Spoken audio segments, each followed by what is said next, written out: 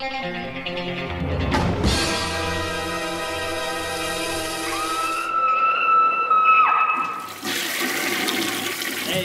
Mr. Parker here for episode or week 7. Again, I have actually I have 7 reviews for you here. Some will be really quick, and remember, there's always a timestamp to skip to what you want to watch. I also have a contest and an update here as well, and a shout out I'll do. Let's start out with the first title. Some of these titles are stuff that people are gonna be like, "Why are you reviewing that? Everybody's talked about that." In fact, everybody's talked about that 10 years ago. But the first one I'll be talking about is Black Xmas. I didn't get to talk about it, and yeah, 2006, what can I say? In 2006, I was kind of one of those people that was like, I am so burnt out on remakes. I'm fresh out of high school. I'm 19 years old. Much more handsome back then, actually. Just kidding. But regardless, I was one of those people, I think from age like 14 to like 22, I was just a miserable piece of crap. I hated everything. Everything was stupid. Everything was bad. I would boycott that. I'd be like, those aren't real horror movies, yada, yada, yada. I grew up, and eventually I heard a lot of good things about Black Christmas, or Black Xmas, the remake of the Bob Clark movie from 1974. I did like the original, but I was no super fan. So yeah, I put this in, and the stuff I heard about it, I actually upgraded. I bought a copy on like $8 on Vudu. It's in HD, and it's unrated, so that's what I went for. I didn't watch the DVD. So yeah, Black Christmas, or Black Xmas. It basically follows the story of this crazy person, Billy, who is kind of abused as a child, very abused as a child, and it all ties into the Christmas holiday spirit. His sister was taken care of better than him, and his parents were just disgusting monsters. He saw his dad murdered, so he's all messed up. He's in an insane asylum on Christmas, and of course he escapes. But there's much more going on in the story here. There's a sorority that they're kind of stuck there for Christmas. There's a big snowstorm, so everybody's stuck inside the house, and of course a killer starts picking them off. I don't want to spoil too much about the movie, but what I will say about the movie is when they do this kind of flashback, kind of like how they did in the remake of Halloween, it's not as bothersome because the character of Billy, he may be iconic to some, but he's not iconic to everybody. When somebody takes Michael Myers and they make him a human, that bothers people. But when someone takes Billy and shows you his whole past, his whole history, and shows you how messed up and jaded he is and why he has this weird fascination with Christmas and eyeballs, it's actually really cool, and it works really well, and it comes off super sleazy. I am shocked that this movie played in theaters. Very, very sleazy movie, very gory movie, very high body count. I felt bad for the people when they were killed, and people get killed you don't really expect. There's some familiar faces in here as well, but I really enjoyed the hell out of it, and without spoiling, like I said, too much, you know how the first one, a lot of people have these theories that there possibly is 2 killers. Well, this is kind of a family ordeal here. That's all I'll say. But it really, really high body count, really gory, mean-spirited, and super freaking sleazy. I enjoyed the hell out of it. They cram in as much Christmas iconography as they possibly can, along with bloodshed. And the back history, the past of Billy and everything that happened with his family is interesting. And it does play out like, a serial killer would. But it has that element of campiness and over-the-topness with the slasher stuff. So it's not so gritty and downbeat. It is gritty and nasty, but it's not. It plays just as a mean-spirited slasher movie without, I guess it's not as dirty as the older movies, but it's pretty hard to top that kind of dirt. But this is Black Xmas, and I would say check it out, especially if you like older slasher films, or especially if you like the more extreme movies from that time that actually were pretty decent, because Black Xmas is that. It is really cool.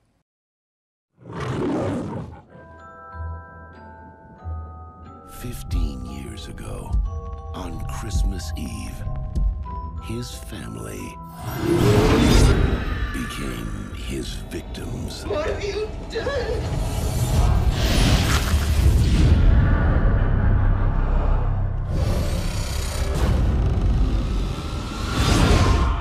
Now, all roads and airports are officially closed. This one is not gonna let up. a group of college friends That sucks. Everyone should be home for Christmas. are about to discover Lauren, we're opening up presents. Why don't you open the present we got you? their house I got it. is his home. All is calm, all is bright. Who is in my house tonight? Don't you have lots of toys to deliver to good little boys and girls? You really shouldn't provoke somebody like that. And on December 25th, You're definitely getting punked. Is that Santa's reindeer? all he wants for Christmas Is Megan in her room? is a new family he can treat like his very own.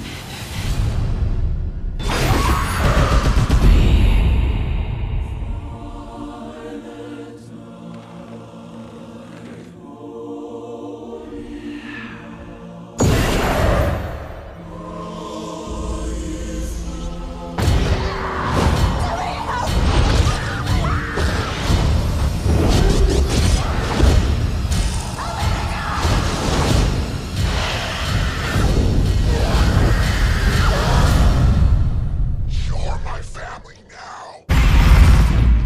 Black Christmas. The next one, yeah, it took me years to see this movie. This is again one I watched on Vudu and HDX. I got to upgrade it. It is The Mangler, directed by Toby Hooper, starring Robert Englund, and so I've heard some people pronounce it Englund, and of course Ted frickin' Levine in a heroic role. This is actually based on a short story by Stephen King, which I read years ago, called The Mangler. So yeah, The Mangler is a ridiculous story about a haunted, evil, possessed, weird washing machine, or it kind of folds the sheets or steam dries the sheets. They call it The Mangler.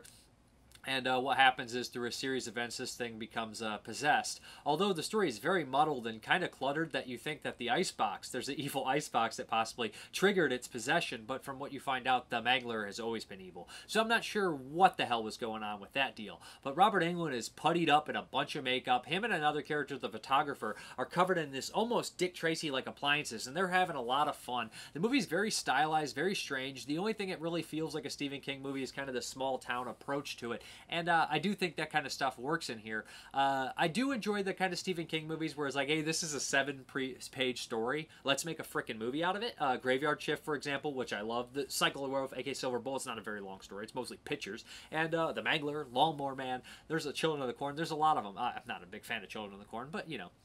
I am a fan of the sequels, if that says anything about me. But, you know, The Mangler is one of those. In the vein of Graveyard Shift with The Factory, it's not as good as Graveyard Shift. I have a very, very high fondness for Graveyard Shift. I think The Mangler is very muddled and very strange. Ted Levine is always fun to watch. He's just a bizarre, crazy person, I think. And it shows in this one. Him being an heroic type was also interesting. Kind of playing against type. He has played cops, you know. And this is a little bit different. But yeah, Robert Englund is chewing the scenery immensely, and he's having fun. It's cool to see Robert Englund having fun. There's a side character in the movie, his brother-in-law, Ted Levine's brother-in-law, which I think is just a very, very poorly written character, and he kind of fills in the gaps. He's definitely there for an info dump type character. But the movie is bizarre as all hell. It's a fever dream. It's Toby Hooper, so everybody's screaming at the top of their lungs for whatever frickin' reason. It works a lot of times. Texas Chainsaw Massacre, Eaten Alive. Sometimes it just seems very, very odd, which is fun, which is The Mangler. I almost said Funhouse, but that's not right. But The Mangler, so yeah. The one thing that really bothered me about the movie, not this is a positive, is I work in a factory, so when I see people get mangled and destroyed and killed and disfigured from machines, really freaking grosses me out. So there's this poor old lady that gets sucked in the very beginning without spoiling too much, and it is graphic. I'm not sure if the Vudu one is the uncut one. There is a German DVD that is more uncut. It has gore effects. This one was pretty gory as it is, people getting killed by it. There's some of the digital kind of effects at the end, you know, early kind of stuff like that, are a little iffy. Really iffy, but all in all, it's just such a weird movie. You're gonna love it or hate it. It's gonna divide the audience. I think it's interesting as hell. I guess I'm going against what I said, love it or hate it. I love some of it. I hate some of it. Does that make any sense to The Mangler? I wish I could change a couple things, but just a freaking weird movie. I don't know what else to say about The Mangler, but it's worth checking out for sure.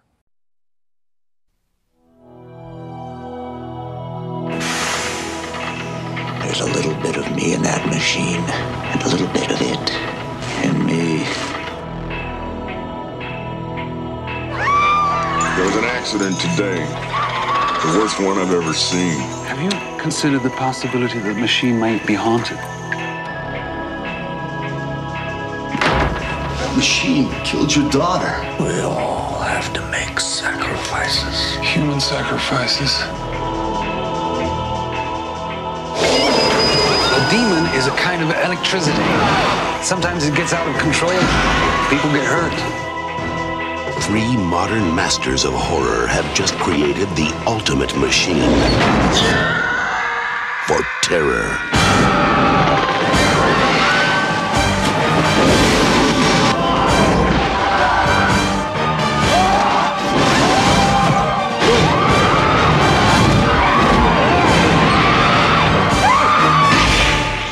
The Mangler.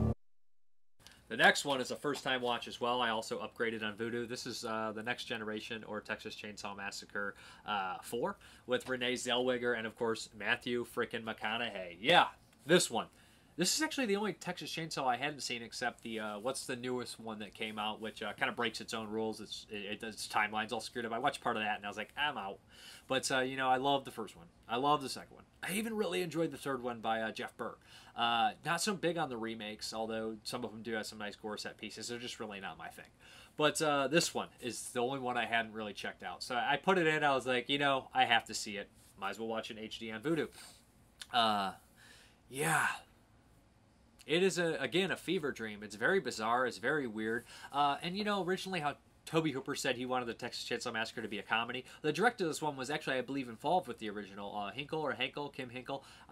So I think that he kind of grasped that. And this one is definitely a comedy, definitely over the top. It's as if they remade Texas Chainsaw Massacre 1 more comedic, as if instead of them going out to swim, it was a bunch of people from prom that got lost. So take that in your head and put it in there and just imagine how weird that could be. With Matthew McConaughey as the main baddie, and they embrace more of the Leatherface cross-dressing aspect, which actually Ed Gein was more into, and I imagine they wanted more in the original. But so it is just a bizarre, weird movie. It's not really gory. It's pretty goreless, which is surprising after 2 and 3 were so nasty. But yeah, I'm not particularly sure if I like it. The ending here with this weird government official, which is all I'm going to say, is bonkers and pretty stupid. In fact, the whole movie's pretty stupid, but if you can get past how stupid it is, you might enjoy yourself a little bit to see, you know, the performances and just the weird stuff in here. One of the characters keeps like quoting these famous people and these lots of cool lines, but it's just so weird. And there is some nudity in here. There's another character who's really weird and sexual, and Matthew McConaughey is kind of dating her and beats the crap out of her the whole time. But this, again, is a very, very sweaty, gross, stupid fever dream that I think is actually trying to mimic Tobe Hooper at least a little bit. And I can appreciate it to that extent, but I don't think I'm a fan.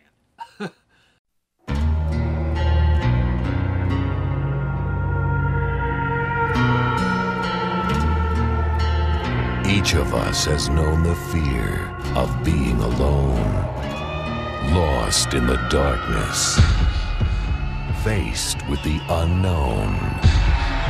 But there is one fear shrouded in our past, lost in our subconscious, that should never have been forgotten.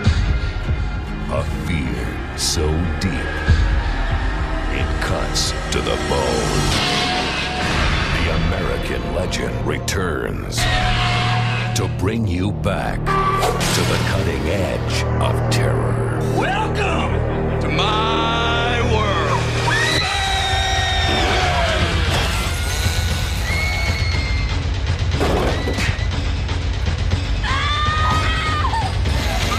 Get out of your huh?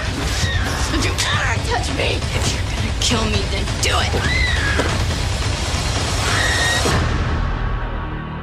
Matthew McConaughey of A Time to Kill. Renee Zellweger of Jerry Maguire. Are you having fun yet? Texas Chainsaw Massacre, The Next Generation. If looks could kill, he wouldn't need a chainsaw.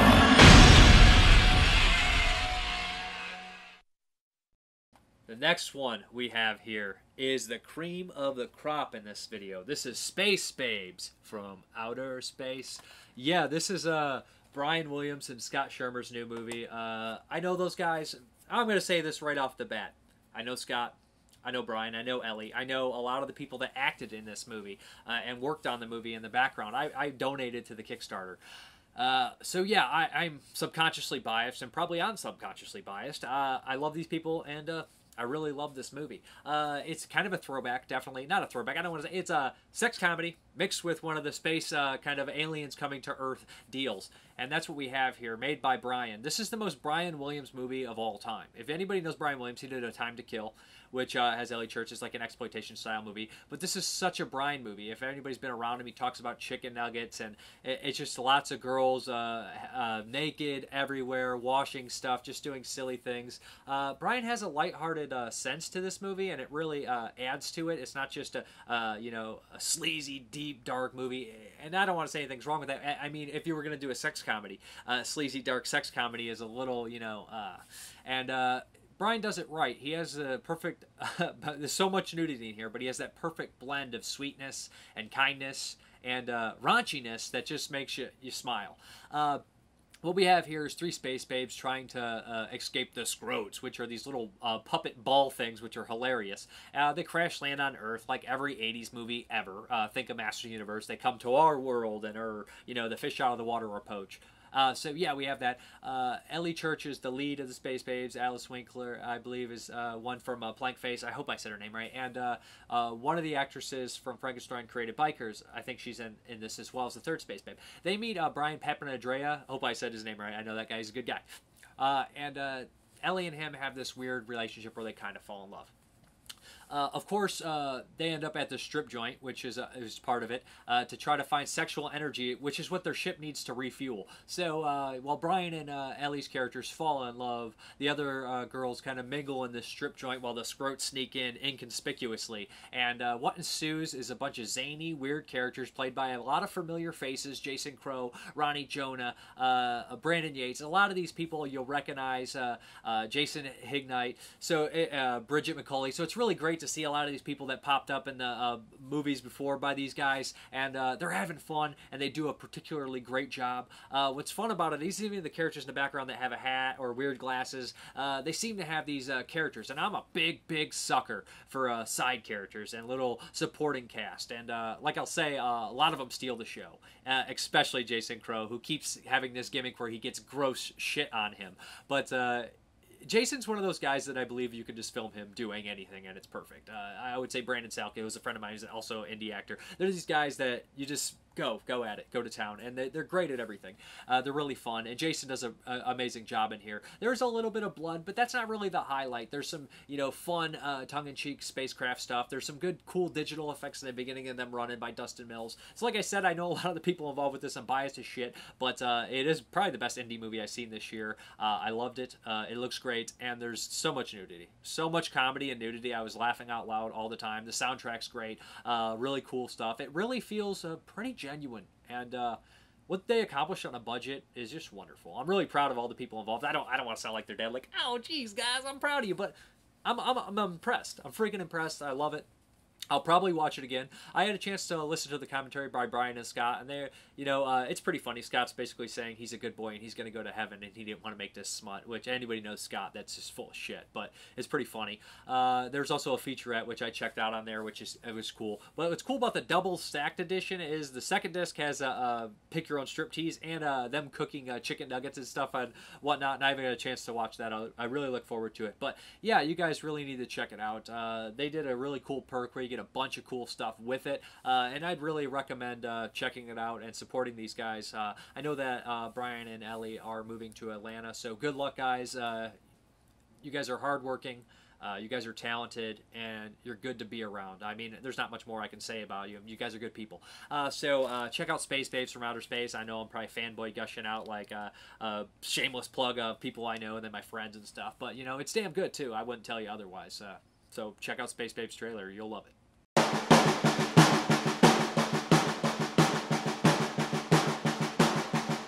Billions of light years away, a soft, pink, round, supple spaceship was quietly floating through the cosmos when suddenly... Computer! It's another Scroat. Well, that really puts a wrinkle in our plans. Gloss up, babes. It's time to play ball. And play ball they did. They, of course, being the Space Babes from Outer Space. The Scroats were right on their tail. Hope they enjoy the view. And who could blame them? Hold on to your Hooters, babes. Things might get a little silly. So, Hooters were held, and silliness was achieved. Forced to land on the alien planet of Earth, these three babes know a thing or two about heavenly bodies. But it took an Earth boy named Charlie. My name's Charlie. To teach them about love. Love. Most people down here don't even understand it. But the babes are fast learners and got what it takes. You too. You're hired. No matter how hard or long. Or short. The journey, sexual energy is what these babes need. And we all got wieners. Wieners. To refuel their ship and get back home. To the ship's club!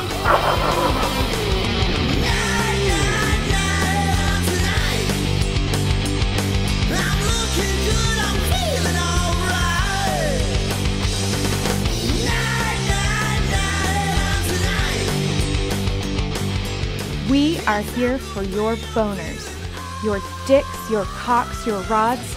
Now, Charlie, please, take us to your wieners.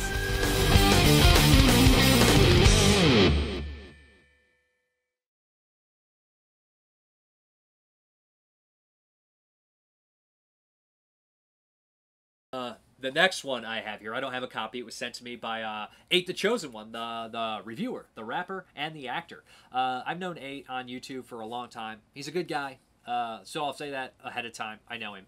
This is actually a Crack Baby Billionaire. This is directed by John Miller, who is part of the Sleazebox team with Chris Woods, I believe. What was his name? I believe it was Chris Woods. But he kind of branched off and is doing his own thing. But this movie definitely has that Florida kind of sleazy stink on it that those movies are known for. So yeah, what we have here is kind of a low-budget indie crime movie with like horror gore in it. It's an oddity, to be honest. It kind of incorporates these backyard fight scenes like street beefs and the whole prison lifestyle and the rapper get rich die trying fame deal. It feels like a lot of old crime films that I've seen back in the day, and there's one character that's basically doing his best Scarface impersonation, which is very bizarre. But 8 plays the lead. He's the guy trying to get rags to riches storyline, and he's really good in it. He's probably my favorite part of the movie. Also, I'll notice that there's some nice supporting in here. Joel D. Wynkoop pops up as a brawler, who's always fun to watch. Bob Glazer pops up as a crooked cop, and his partner as well, who's in tons of stuff. Those guys are actually really fun in the movie as well. Some of the supporting's pretty rough, as these indie movies range, but those people are really fun to watch that I mentioned. And it all ranges. The guy doing the Scarface impersonation, it's good, but I'm not sure if it's supposed to be comedic or serious. And that's the main thing I had with the movie. When it gets really exploitative, which it does, it veers off and does these super exploitative things like man-on-man rape attempt and people being forced to eat shit and worms. So it's just like it's going off the rails here. And I'm not necessarily sure if this is supposed to be gross or serious or funny or all the same thing. Because when I feel like a movie's trying to be exploitative just for the sake of being exploitative, I feel it almost comedic tone. A lot of people will be just super grossed out, but it feels almost comedic at times. And I think the tone is a little strange because I'm not sure. A lot of people will dig it because of that, but I think it kind of does this weird thing where it's comedic at times and really gross and gritty and nasty at times. So it's a strange film. Like I said, I do enjoy it just because 8's so good in it, and it's nice to see him kind of flesh out a character and get to be a deep character and put himself in these positions. He's one of those guys that's just full of energy, and he does everything at 110%. You can tell when he does his YouTube videos back in the day. There's no half-assing it with him.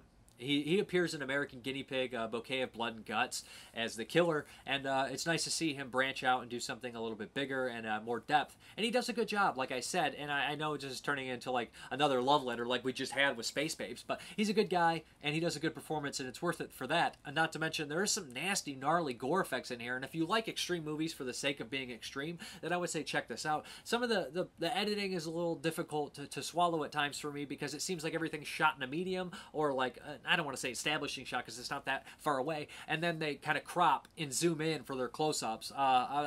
Maybe on DVD you wouldn't notice as much. I believe I watched kind of an HD look, and I could tell that the footage would just get grainier and grainier.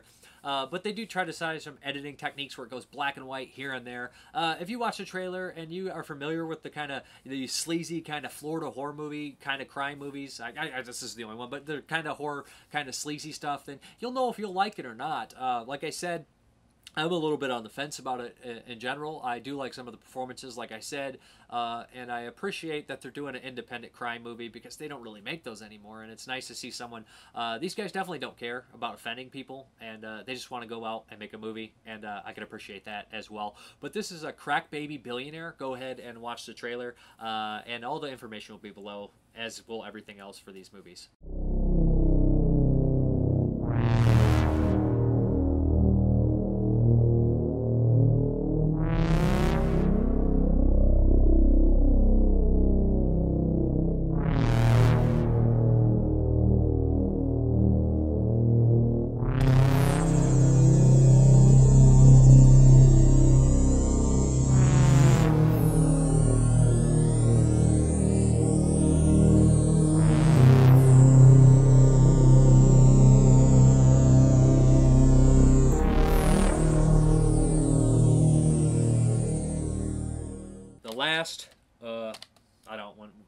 Normally I'd say the last, but certainly not the least, but I believe this is the least.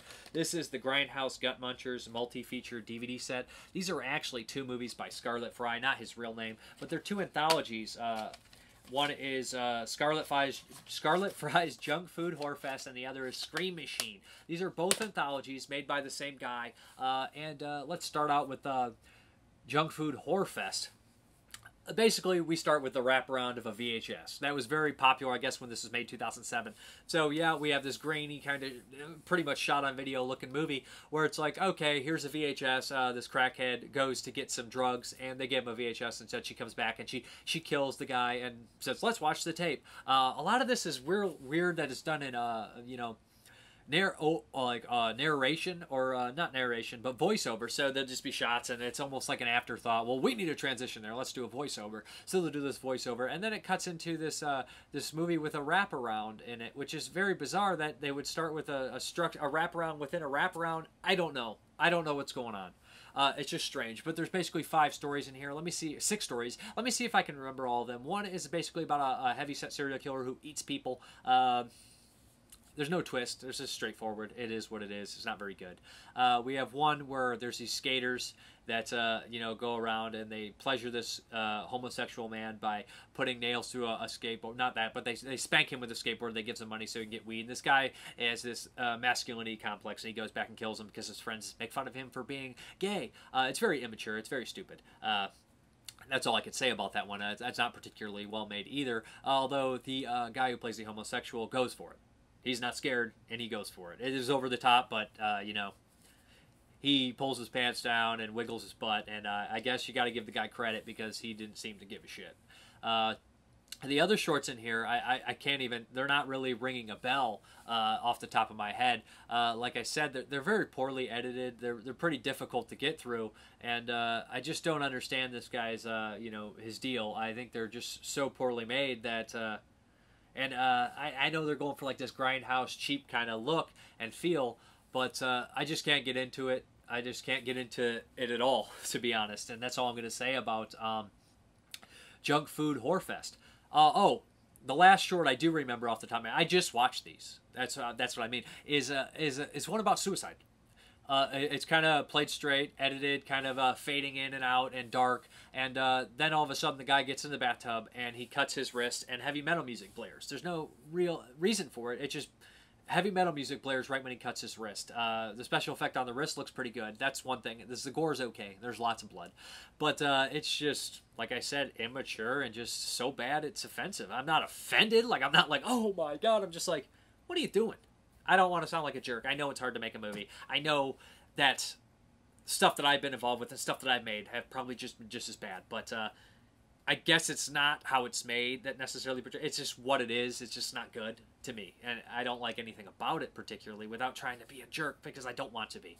The next one, Scream Machine, has Lloyd Kaufman in it. So you know how that goes. There's very rarely will you see a movie with Lloyd Kaufman in it that's any good anymore because Lloyd says yes to everything, and that's cool. But for Lloyd to do that, but it also creates some really, you know, it's a warning trigger. You know, oh, Lloyd's in this. It's not a James Gunn movie. I think I'll avoid it.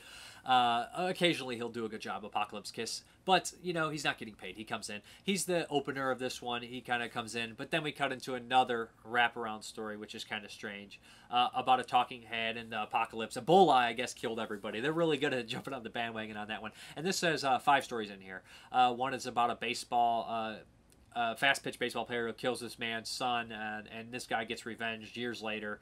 That's all there is to it. There's no twist. There's no secretivity about it. That's just straightforward. Another one is about these junkies who decide to play a joke on somebody, and the guy accidentally ODs because he gets so scared, and then they rip his teeth out for no particular reason at all. It's really poorly made. It makes no sense, and it's very pointless.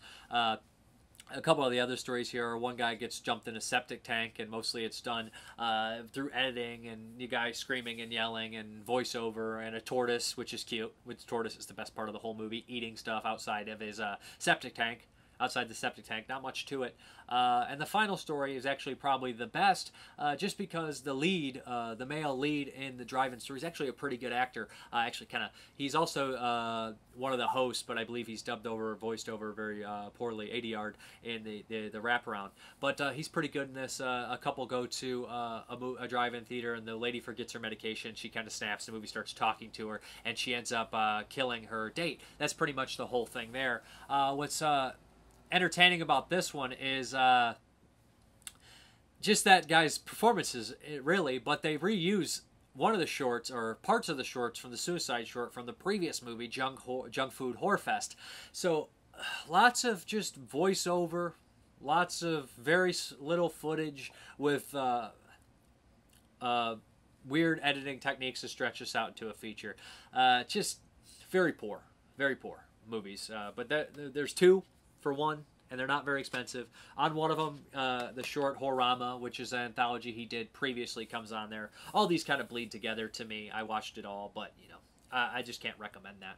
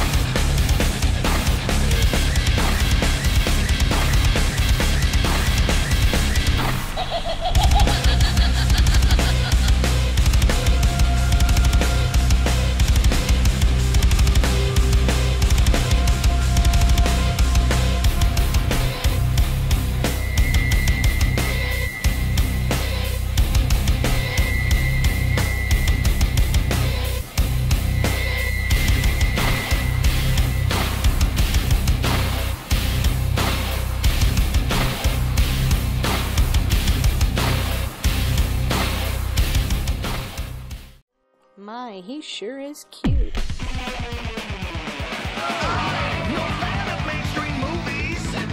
I'm not doing the Craigslist things. Too many weirdos out there. He's gonna trip so hard. The bones likely won't be discovered for years. Let's watch. Little serial killer? Shit! Well, that's right. I'm ahead. Oh, this is gonna be fun. Honey.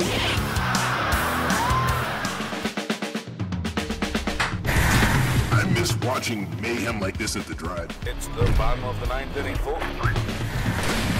Oh, you're a screamer.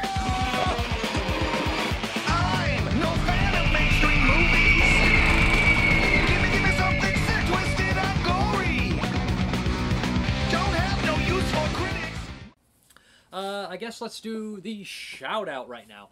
Who I want to give a shout out to is, you know, everybody listens to the podcast. Like I said, I'm a big podcast guy, and this is one of my favorite podcasts. They don't need the shout out. They don't need it. They don't need it at all. They make money. They make a living through their Patreon. But I just want to give some props to the Last Podcast on the Left podcast. These guys are Marcus Parks, Ben Kissel, and of course the legendary Henry Zabrowski from Your Pretty Face is Going to Hell. These guys basically make, I don't want to say this, they make a comedy show out of stuff like serial killers, alien abductions, government conspiracies, but they make it entertaining. I'm not really a conspiracy theorist, but with them doing it, I can get through it, I can enjoy it. But I really like this kind of serial killer stuff. You know, some of the stuff I'm familiar with already, but it's just the voices that Henry and Marcus and the comedy that all three of them do. They do a lot of good work, and if you're interested in the macabre, then I'd recommend it. I think their later episodes, you know, they're more polished, but some of their earlier stuff, the voices that they do, and like I said, this is a touchy subject, kind of making joke of light of you know, serial killer stuff, but it's a really entertaining podcast if you're into true crime and comedy. That's Last Podcast on the Left. I'll link you to their Patreon and all their other stuff. But yeah, I guess let's get into the old contest. This is for Immortal Tales by Arrow Video. Let's see. We have all of them here. Let's see what we got here. Let's make that sure that's shaking up good. What we got? All right.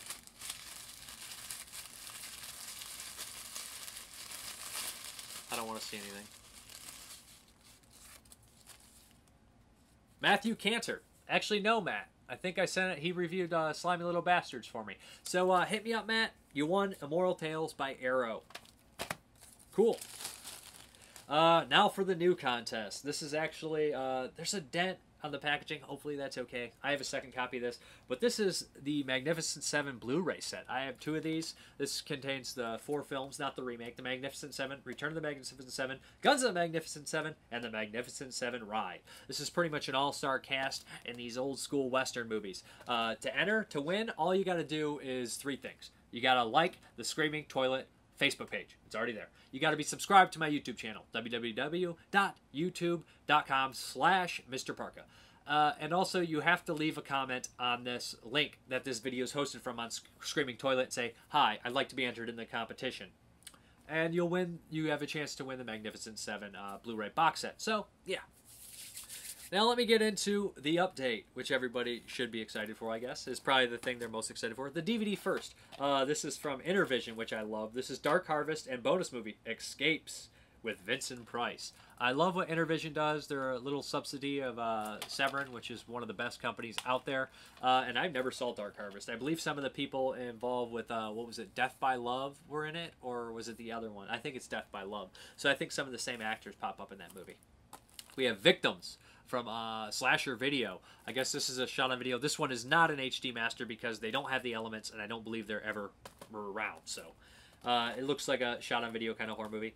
We have, Time to Kill, which I got in the Indiegogo. Pretty fun movie. Ellie Church is in it, directed by Brian Williams, his first directed movie. I don't know if I can show you the inside, but there wasn't too much nudity. But yeah, it's a fun exploitation movie. Recommended for sure.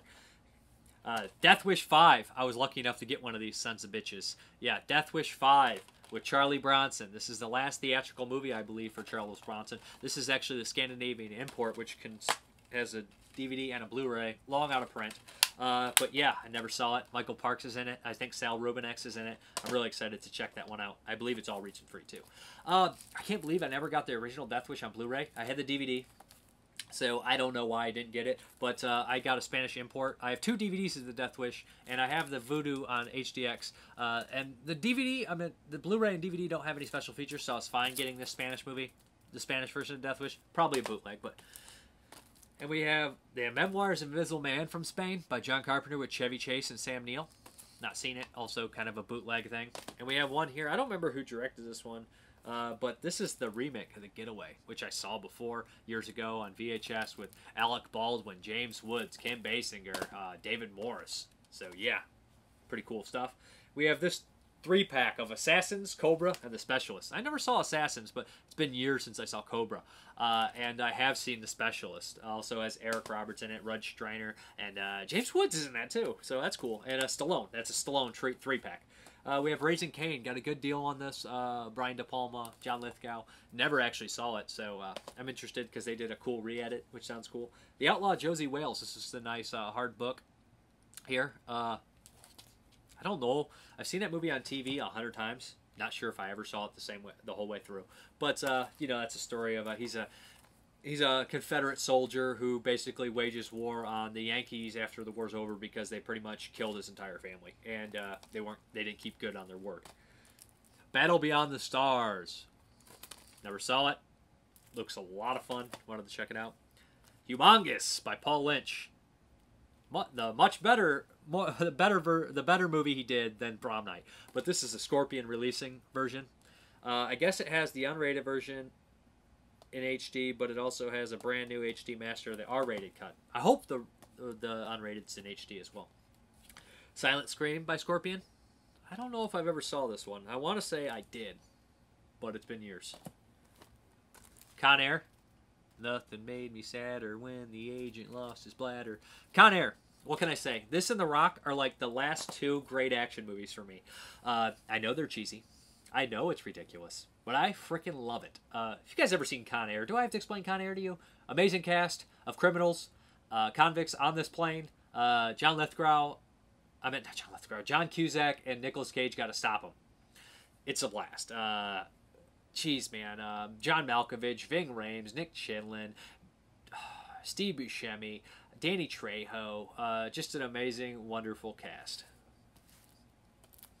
Then we have, finally, Straw Dogs by Criterion, directed by Sam frickin' Peckinpah. This is a great movie, and I wanted to watch it again in style, so I got the Criterion that came out. But I love that movie because it's such a statement on masculinity, and it's not really a revenge movie in the typical sense, but just a very unique movie about somebody being pushed far, and it's such a great movie. So many great areas in it. But Peckinpah is a master at gray areas and whatnot. But he's a master in general. Thanks for watching this episode. I know it's a little long-winded, and probably the trailers will bloat this thing out to over an hour. But you guys always got timestamps, so skip ahead, leave comments, and have a good one, guys. I appreciate you guys watching. So as always, take care and have a good one.